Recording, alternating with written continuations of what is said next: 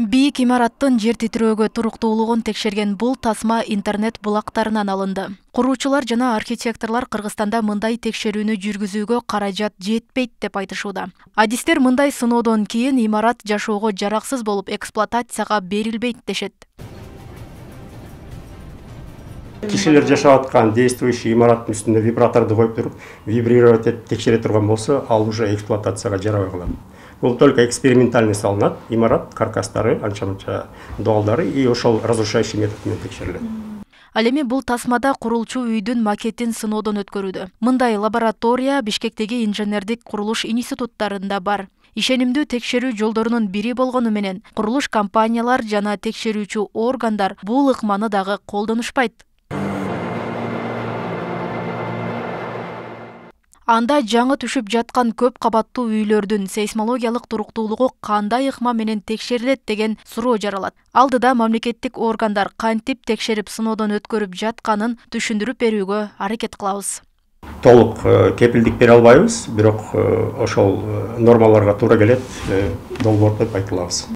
Кабаттуу үйдүн алгачкы долбоору түзүлгөн мамлекеттик экспертиза департаментинен текшерүүдөн өтөт. Департаменттин эксперттери курулуштун кайсыл аймакка түшүүсүнө, бийиктигине карай кандай сапаттагы арматура, цемент колдонулушу керек, канча санда болушу керек, ар бир деталга талап коюп беришет. Курулуш материалдарын колдонууда жана курууда экспертиза койгон талаптар сакталган болсо, ал 8-9 балдык жер титирөөгө туруштук берет деген жыйынтык коюлат. Эң опасный участок бул жерде ак буранын жээктери ошондой болот да, себеби бул грунт влажный да, ошон үчүн.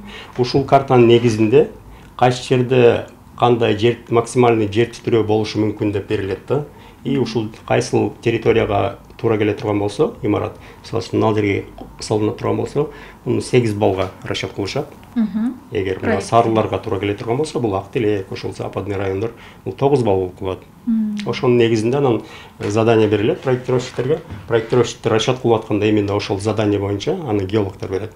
8 балл же 9 балл деп ошого ориентация кылып туруп, ошо менен расчет. Ошол канчалык курулуп аткан материалдар, канчалык мындай установкасы ошол проектке дал келген, ошол газ текшерет.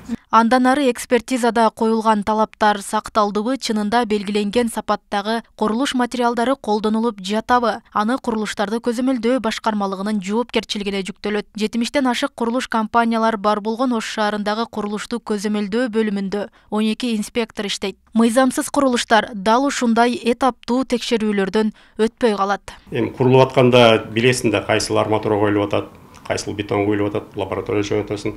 Курулуп бүткөндөн кийин уже 100% так текшере албайсың, бирок анда методдор бар.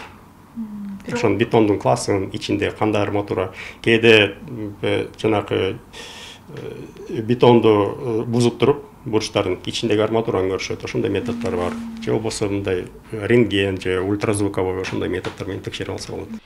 Мындан улам курулушта анын архитектуралык долбоору жана ар бир этапта долбоордогу талаптардын сакталышын текшерип көзөмөлдөө маанилүү ролго ээ. Ага карай анын тилсиз жоолорго туруктуулугу дагы бааланат. Подрядчиктер строго проекттин негизинде курса, анда талапка жооп берет деп айтылат.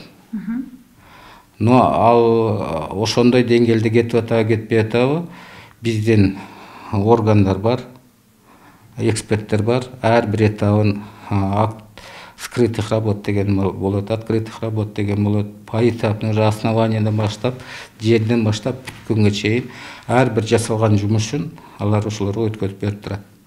Эгерде ошо талаптар аткарыла турган болсо, талапка жооп берет деп айтсак болот. Аткарылбаса анда күмөн жарат. Аткарылбаса уже бизде орган бар, ГАСК деген ошо эксперттер бар. Алар уже эксплуатацияга да дальнейший уже улантып кеткенге да уруксат бербейт да, бербеш керек.